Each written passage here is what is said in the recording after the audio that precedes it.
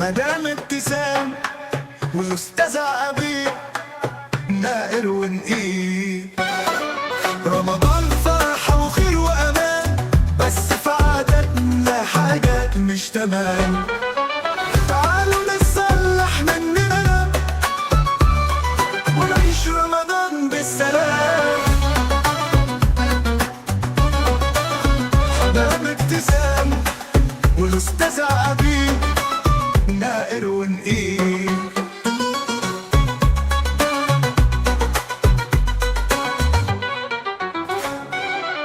أيوة يا كركر يا حبيب ماما، سامعني؟ طب يا حبيبي بقولك، وانت جاي هات عرقسوس كبير، وهات تمر، أيوة كبير برضك، وهات سوبيا عشان أبوك بيقول إنه بيحبها. لا صغير. إيه؟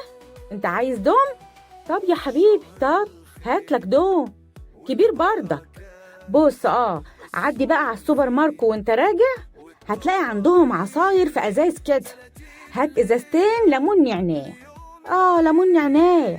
لا يا واد، مش اغنية حماقي، هو اسمه كده هو.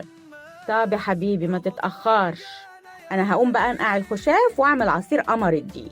في ايه يا ام كريم؟ في ايه يا مدام ابتسام؟ انتي داخله في منافسه مع فرغلي؟ كل دي عصاير ومشروبات؟ يا استاذه عبير، فرحه رمضان. اما فرحه ايه ده؟ انتي لو تايهه في الصحراء مش هتشربي كل المشروبات دي.